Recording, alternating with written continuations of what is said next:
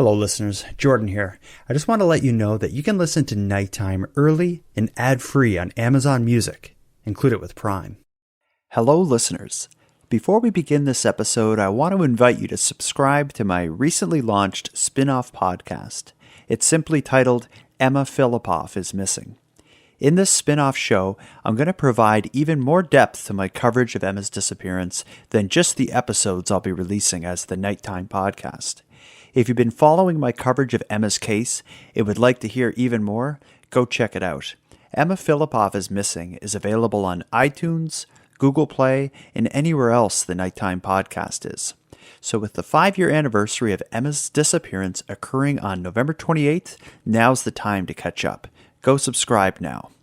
And with that behind us, let's get to tonight's episode of the Nighttime podcast.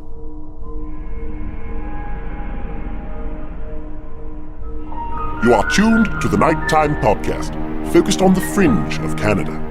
Mysteries, crime, the paranormal, and the weird.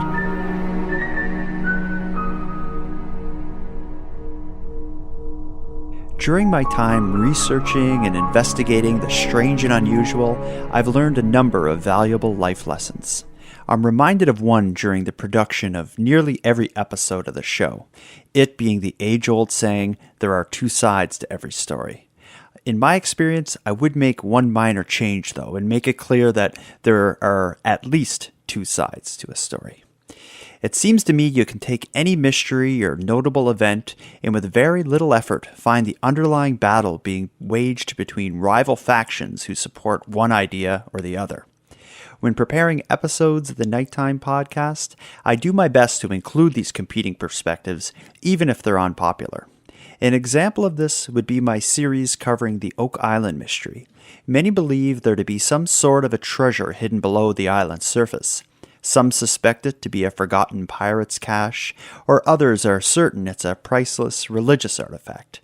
But there is a much more sobering theory that gets far less attention. In episode 4 of my series covering Oak Island, I invited the controversial science writer Brian Dunning to share his thoughts on the island's mystery. To sum it up in just a few words, he believes when one views the available evidence with a scientific focus, it proves that the Oak Island mystery is nothing more than a misinterpretation of common geological processes. But with that said, I don't highlight the more underwhelming explanations as a mean to debunk the more fantastic. It's actually the opposite.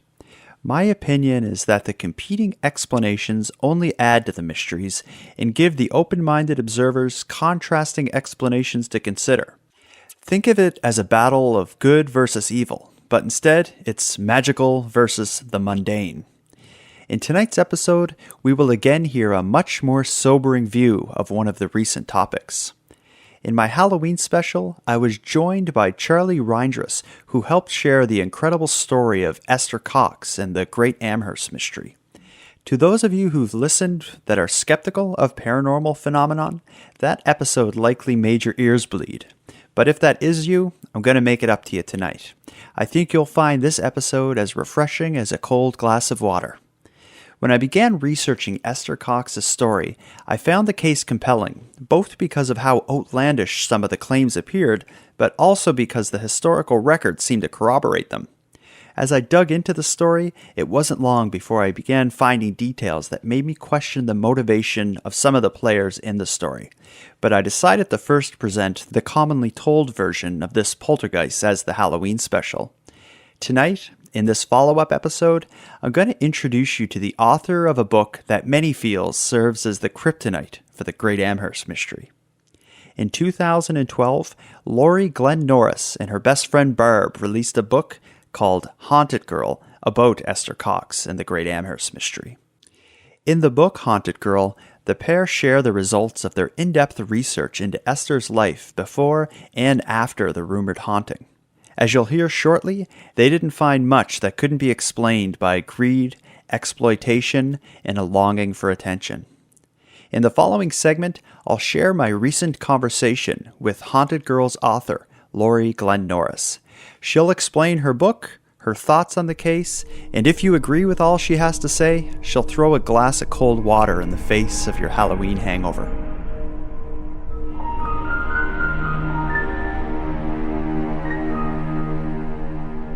Laurie, I'd like to just start with an introduction. Can you just tell me a bit about yourself and your background before you wrote Haunted Girl? Yes. I was born in River Hibbert here in Cumberland County, about a 20-minute drive from Amherst. I am a writer and a researcher. I write historical fiction and nonfiction, and I'm particularly interested in the lives of women who lived during the 19th century. You're most well known, at least to me, for your book Haunted Girl, which is about the Esther Cox story. How did you first get involved in that? Like, do you remember first hearing about that story? I remember hearing about Esther Cox when I was a little girl, little odds and ends about the noise around the house, and that the buildings where the house used to be on Princess Street, how they were haunted, in particular an old Canadian Tire store that used to be there, and how the paint department was particularly haunted. And in the late 80s, early 90s, I was the curator at the Cumberland County Museum. And every once in a while, I would do a little bit of digging around about Esther, or somebody would come in, and a lot of people were interested in the story, of course, so they'd come and ask about Esther Cox. And then I moved on to another position, and my best friend, Barb Thompson, took over as the curator of the Cumberland County Museum. And Barb became particularly interested in Esther and started thinking about Esther as a human being and what happened to Esther after the Great Amherst Mystery was over. So Barb started looking at doing research in the newspapers, and somehow found out that Esther had, along the way, had moved to Brockton, Massachusetts. And Barb started doing some research down in the States, long distance, but down in the States. And her and I would talk about Esther a lot, and talked about how, what happened. What would her life have been like before the Great Amherst Mystery? What was it like after the Great Amherst Mystery? What kind of young woman was Esther Cox? And we were pretty sure that there was a lot more to Esther than just the 15 months of the Great Amherst Mystery. And, one day, I had just finished my book, Cumberland County Facts and Folklore, and I said to Barb, well, why don't we start working on a biography of Esther? It went from there, and the book was published. So it was a long abiding interest on Barb's part, in particular, started us on the trail of Esther Cox. Great. And now, leading up to starting to research the book and whatnot, I'm assuming that what you knew about the story was largely based on Walter Hubbell's book, The Great Amherst Mystery.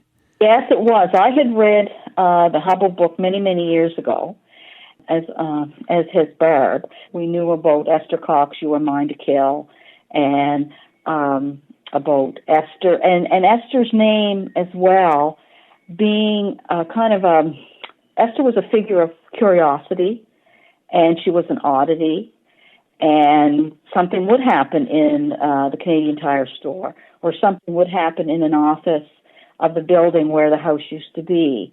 They'd have a computer glitch, and somebody would say, oh, that's just Esther again acting up.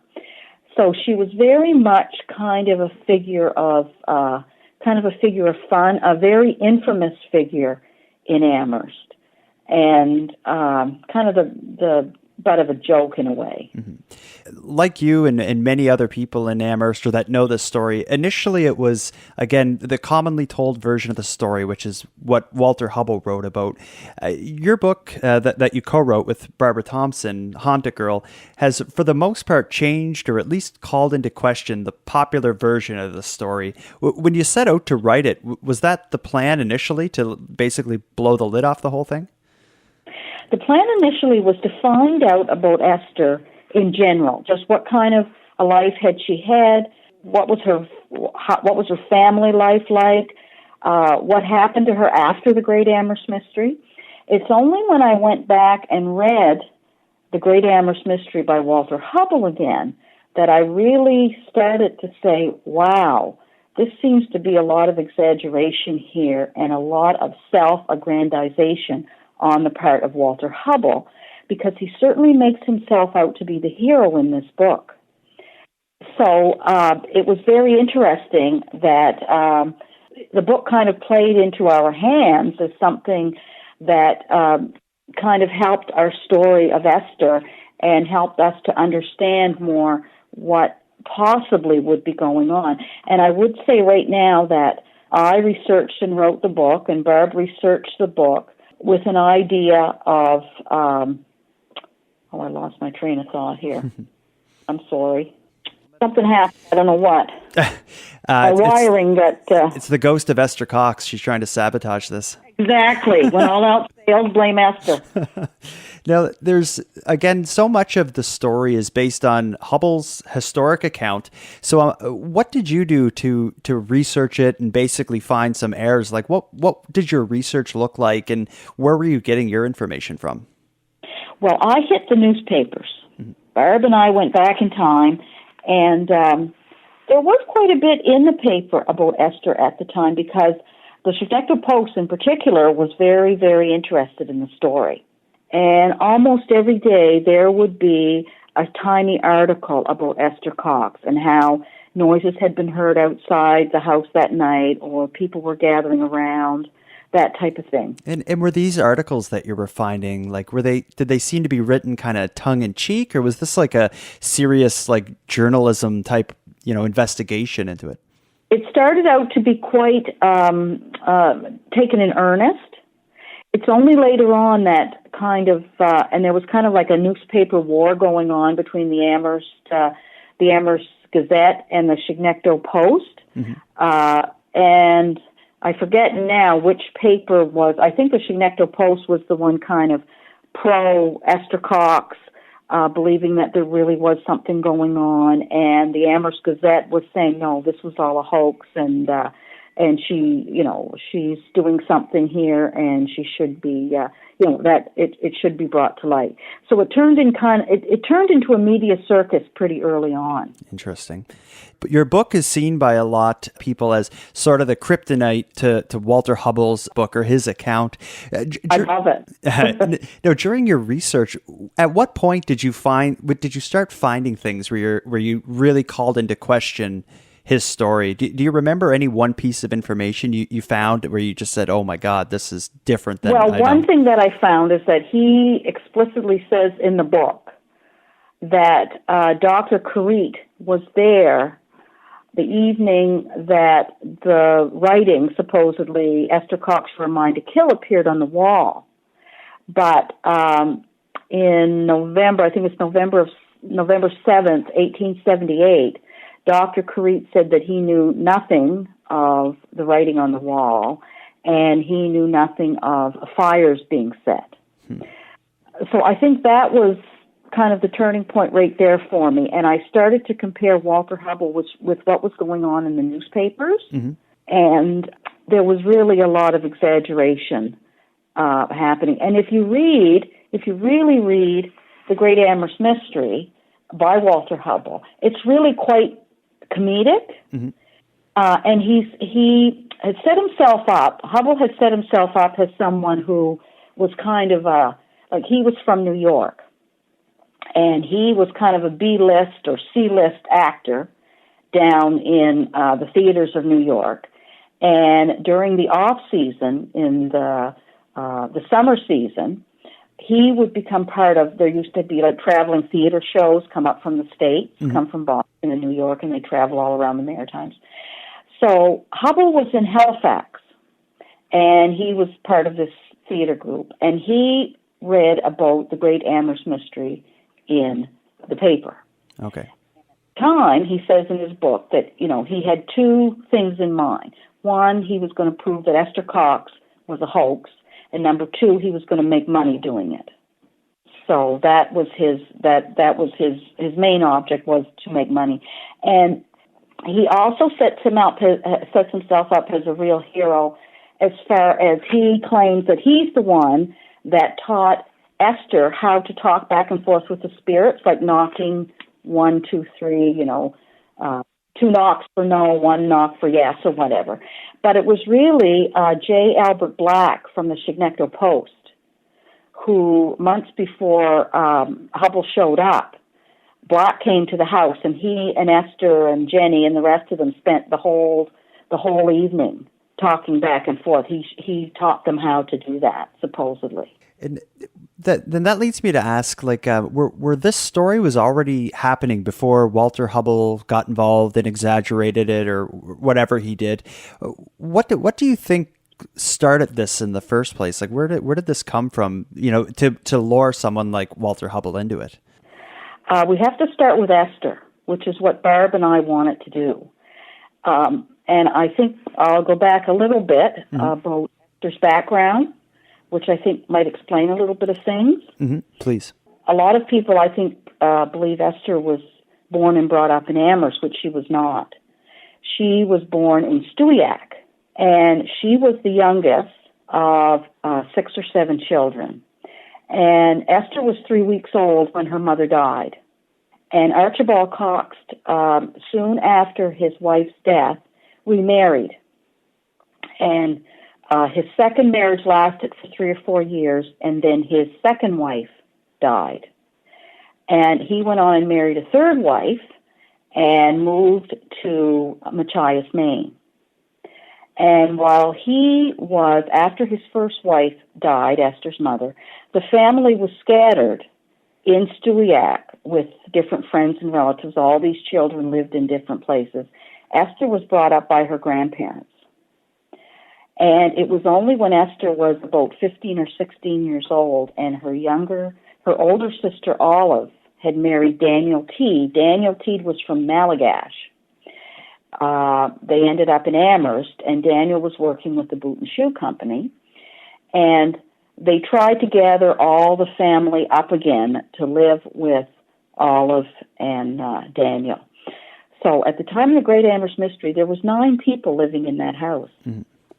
Olive, of course, had her husband and her children, and Jenny was supposedly the beauty of the family, and she was working as a seamstress.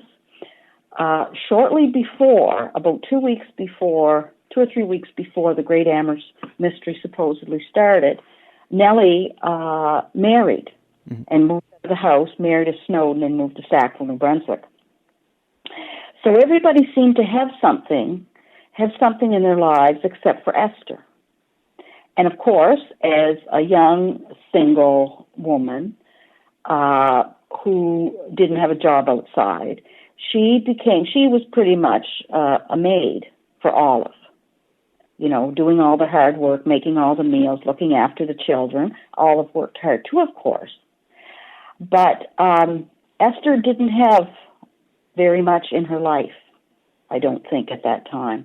And she would have grown up, as many people did at that time period, with kind of the specter of death kind of always hanging over you. Her mother, of course, she never knew her mother. Her mother had died. She had an older sister, Abigail, who died as an infant. So Abigail and the mother would be 2 individuals that were likely spoken of from time to time in the family. Esther's stepmother died when Esther was a little girl. Esther may have blamed herself, or other people may have blamed her for her own mother's death. And it's also important to realize during this time, it really started to gain momentum after the Civil War in the United States, with so many young people dying, so many young men dying. Spiritualism became very popular during that time. There were so many people, so many parents, so many mothers who didn't want to believe that their young sons were gone, and they looked for ways to kind of believe that they would see them at another time, or they weren't really dead, or they could still talk to them. Spiritualism, mesmerism, supernatural aspects were all very popular during the 1860s, 1870s. And even before what we call the Great Amherst Mystery started, the Teed family were having seances and trying to make the tables tip and all this type of thing. So there was a great interest in spiritualism in in the culture in general, and in Amherst in general, and with the Teed family as well. And I think and it's kind of believed that the whole thing kind of got started, as far as what we call the Great Amherst Mystery, is when Bob McNeil came on the scene. And Bob McNeil worked at the Amherst Boot and Shoe with Daniel Teed, and there's some evidence that he was a distant relative of Daniel Teed. Bob McNeil was from a large family in Malagash as well. Mm-hmm. And somehow, nobody knows how Esther and Bob knew each other. They might have been, he might have been her beau. They might have had, we don't know the nature of their relationship at all. Mm. But one thing that is, and we get this from Hubble, is that they went on a buggy ride one night and something happened. Now, Esther came home and claimed that after a month or so, she let the story out that Bob supposedly pulled a gun on her when they were on their buggy ride. Now, whether the gun is a euphemism for something else, I don't know. We don't know the nature of their relationship, so we don't know if they had had a sexual relationship and Esther was guilty about it. According to Hubble, Bob disappeared the next day after their buggy ride. But in fact, Bob McNeil went back to Malagash and lived his life there. And the Teed family knew that, and Esther knew that. It was reported in the papers that Bob Teed was back in Malagash at one point. And this brings up a whole other point, that if Bob McNeil had done something to Esther, sexually assaulted her, spoke to her inappropriately, pulled a weapon on her, raped her, we don't know. But he was not brought to task for it. So was this something that happened, a sexual assault that happened, and he wasn't, he was none the worse off for it? I'm assuming that would make Esther feel angry, perhaps, very sad, feel like she'd been taken advantage of. I'm assuming that she thought that Bob was going to propose to her. Perhaps they'd become married. It was 2 weeks after that happened that these manifestations started with Esther. So you suspect, or at least things line up in such a way that maybe Esther could have been doing some of these things looking for attention? Is that what you're kind of getting at? I think there's a need for attention.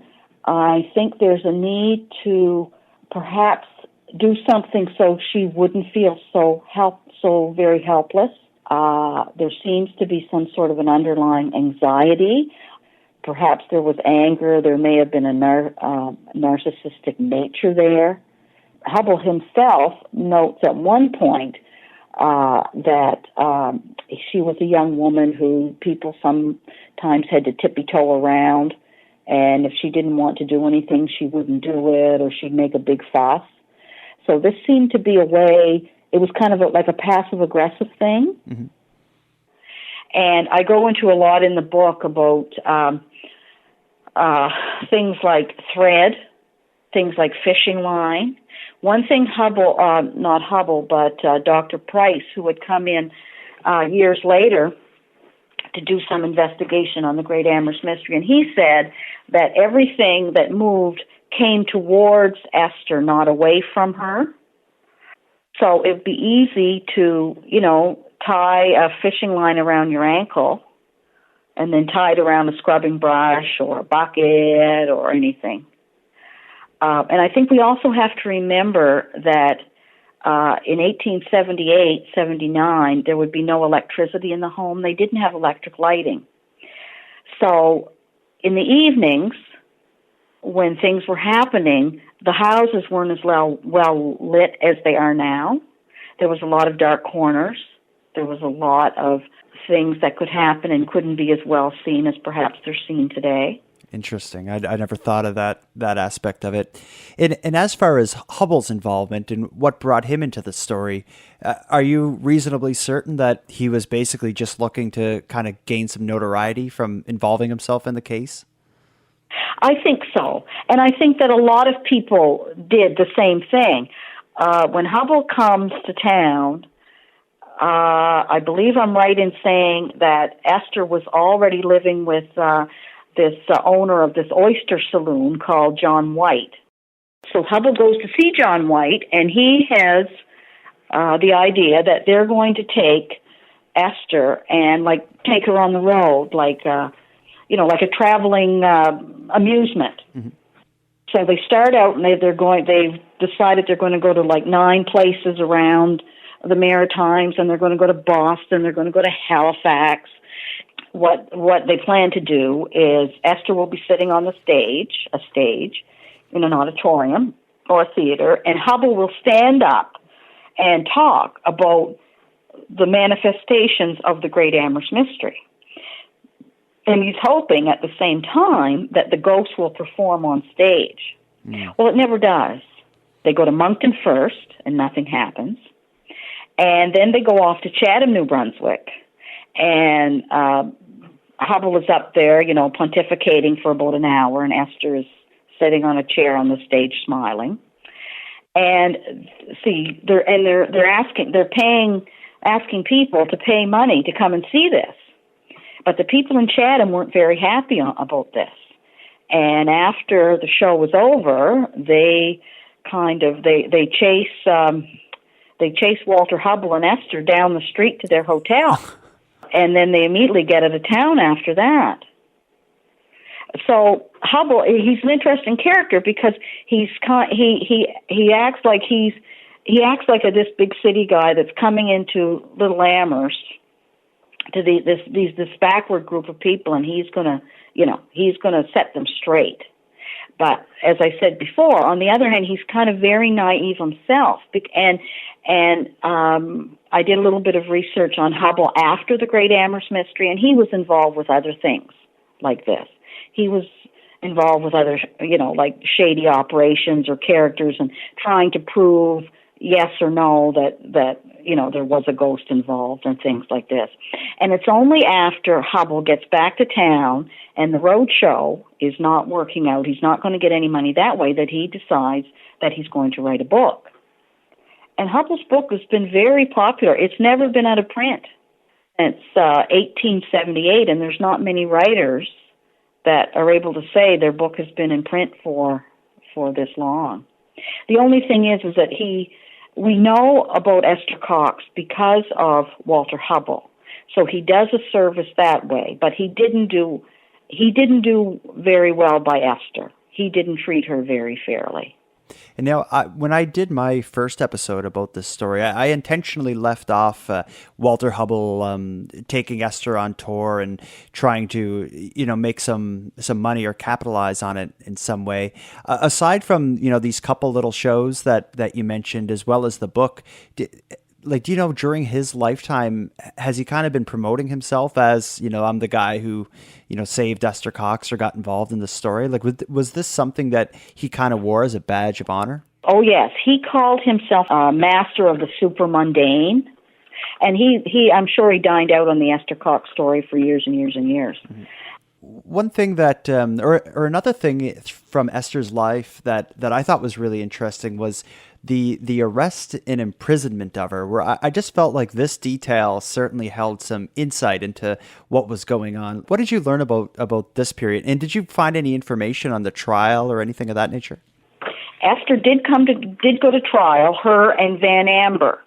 And Van Amber was another family that she went to live with when Mr. Bliss, who was the landlord of the house, he was tired of all the publicity and his house, fires being set in his house. So he said Esther had to leave. So I think at that time she went to the Van Amberts, and they were living outside of Amherst somewhere. And Esther, something was missing from a neighbor's home. She had been doing some work for a neighbor of the Van Ambergs, and they had things go missing. I think it was like comb and brush and some clothes and some fabric, and it was found in a bundle at Van Amberg's house. So Esther took it. Esther took it and brought it over there. And the police arrived at Van Amberg's home and found it and arrested both he and her. So they went to court the next day. He was dismissed, but she was given 4 months in prison. She only served 1 month, but she was given 4 months in prison. Okay. And I also heard that she got in some trouble for being blamed for arson relating to some barns on fire. Yes, and that was the same. That happened during the same time period. And yes, I believe that Esther did burn those barns. And so it's all a matter of getting attention, and she knew how to do it. I mean, she had everybody. She had the media paying attention to her. They used to follow her around. Or you'd see sometime they'd say in the paper, Esther wasn't out today, Esther stayed home today. So they were constantly looking for something. And so maybe it was like a bit of her looking for attention, but that mixed in with kind of like enablers surrounding her. If there was this media war, they would want the juicy story. Then you got people like Hubble who are coming basically to prey on her. So I guess maybe it just was kind of the perfect mix to support this. It got out of hand. I think Esther and Jenny, it all started off with the box of patches under the bed, which likely they had a string attached to. And I think it wasn't long before William Cox, the brother, and John Teed, Daniel's brother, got involved. But yeah, it was like a perfect storm of the media, spiritualism, and the belief in the supernatural, and Hubble coming in there. And for someone who looked for attention, she was being overwhelmed by attention. And I think at the end, the arson and the stealing were kind of the last gasp for attention, because Hubble had left by that time, and he was there writing the book. I think that was the last gasp of attention. And this is kind of the part in the story where basically Hubble's account ends, because the Great Amherst Mystery, basically his book ends around this point. So after this, what did you learn about what comes later in Esther's life? Like, what did the future hold for her? Hubble did mention that she went to see a Mi'kmaq doctor, a Mi'kmaq, wise man, to break her away from this curse. Mm-hmm. But that's not mentioned in the papers. Nothing is mentioned in the papers about that. And the media, 2 or 3 years later, after this was all over, the media was still following Esther around. If something like that had happened, they would know about it. And as well, the Teed family were Methodists, strong Methodists, and I can't see them going outside their religion to ask help from another religious group. The whole Mi'kmaq thing, I think, was a story made up by Hubble, because he had to. How did you end it? It just stopped. And I believe it stopped because Esther she knew she couldn't do anything else to gain attention or to fascinate people, and it was just she was publicly shamed by this time. But what happened after that is Esther went back. After she got out of jail, she went back and she was living her very same life as she was living before. This was in December of 1879. But in 1882, she married a coal miner from Spring Hill, Adam Porter, and her and Adam and their son lived in Spring Hill for a number of years. And then he died. I wasn't able to find out how Adam died. She married a second time. She married another coal miner called Peter Shanahan, who was a widower and who had a lot of children. And her and Peter finally made their way looking for work down to Brockton, Massachusetts. And at this time, Brockton, Massachusetts was like the shoe city of the United States. There was a lot of shoe factories down there. And then Esther died very young. She died when she was 52 years old. One source I think it's an obituary, said it was because of heart trouble, but her death certificate says it was something like gastro, something with her stomach. So I'm not sure exactly how she died, but she died as a very young woman, unfortunately. So Esther's life was not really a very happy one.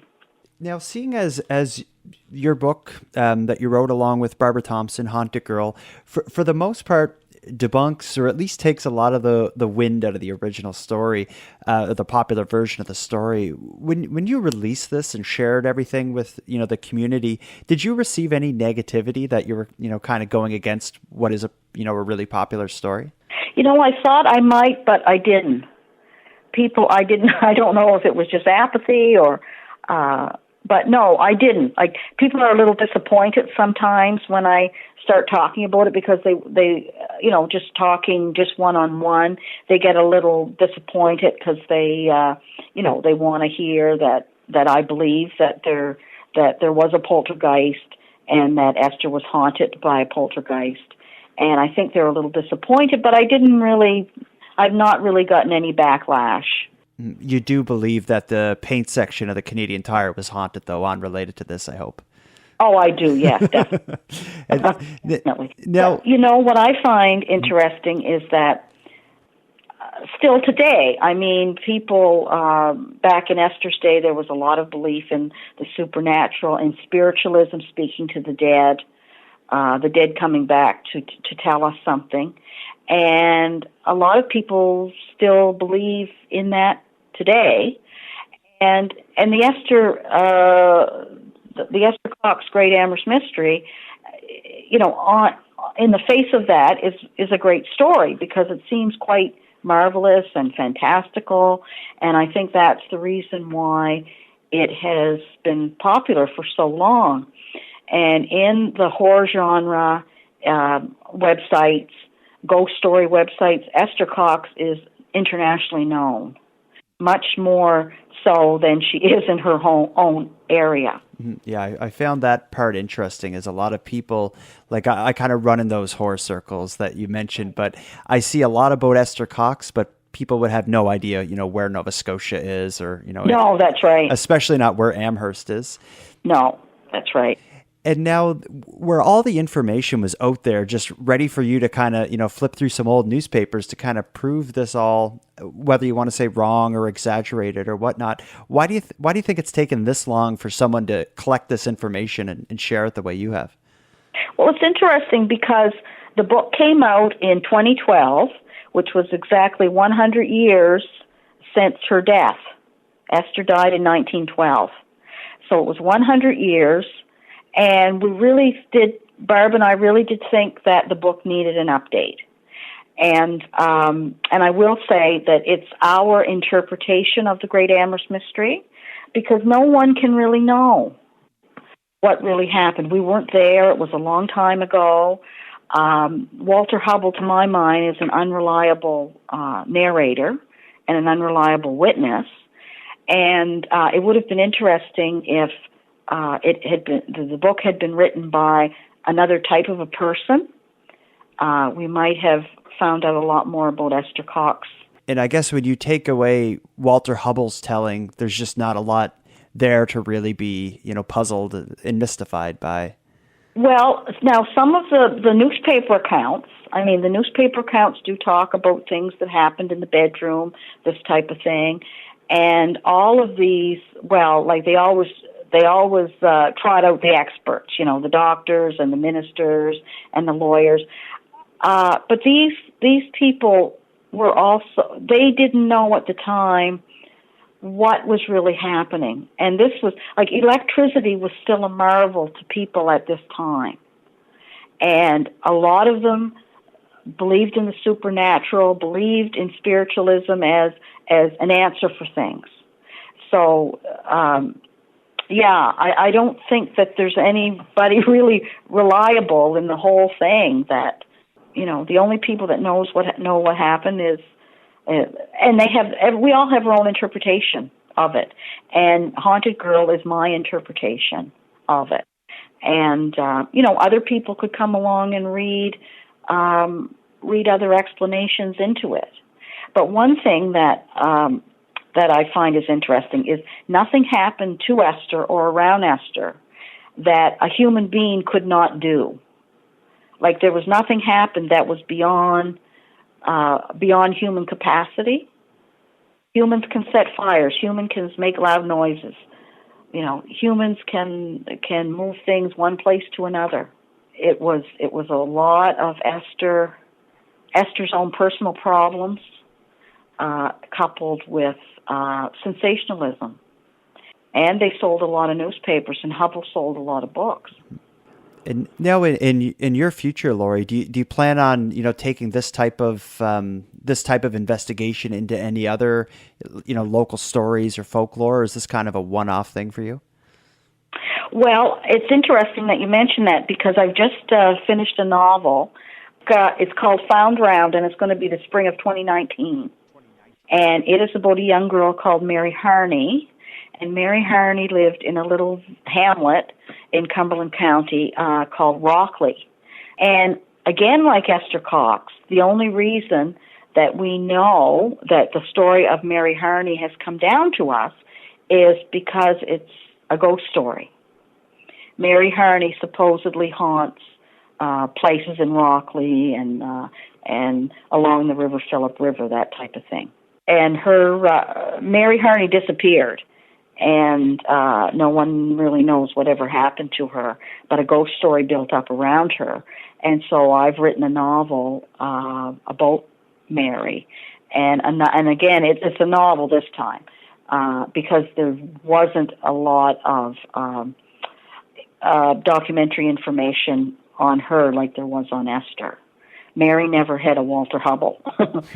So yes, but I'm not interested in these women because of the ghost story. I've heard about them. The ghost story is what brings them down to us, and if it wasn't for the ghost stories, neither one of us would know. We wouldn't know about either Esther or Mary. But so Walter Hubble, he on one level he's done a great thing. He's brought Esther to us. It's just the way that he treated her in the story.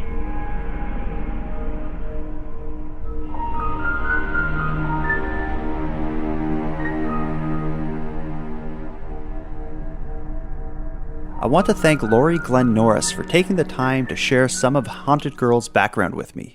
For anyone out there interested in learning more about Esther Cox and what may or may not have been a poltergeist haunting, I'd recommend starting with Walter Hubble's book, The Great Amherst Mystery, then reading Laurie's Haunted Girl. The books go wonderfully together and are both much more complicated than what I got into in this two-part series. Also, I expect you'll hear more about this book and Esther's story in the future. Haunted Girl was recently optioned into a film. Hopefully that project will happen. And with that, we will conclude tonight's episode. If you're interested in hearing more content, please check out the Nighttime Patron group, where for $1 a month you can support the show and access supporter-exclusive bonus content. You can join by visiting patreon.com/nighttimepodcast. On behalf of myself and the show's listeners, I'd like to thank the continued support of the current patrons and welcome the newest members to the group. Stacy Allen, and my pal who holds a bachelor's degree in politics, Scott Gillard. Without you all, the production of this show would be impossible. For anyone else who'd like to support the show, but is unable to do so financially, you can help me by telling your friends about the show and by leaving a positive review for Nighttime on Apple Podcasts or whatever equivalent you use. Here's a recent review that Nate with 5 T's recently left me on iTunes. Entertaining! ! Thank you, Nate. Your review goes to show that sometimes less is more. If any of you listening want to stay up to date with my activities on and off the show, follow me on Facebook, Twitter, and Instagram. I use the handle @NighttimePod. If you have any story ideas or feedback on the show, I always enjoy hearing from you at nighttimepodcast@gmail.com. So with all that said, until next time, keep looking around and let me know if you see anything weird.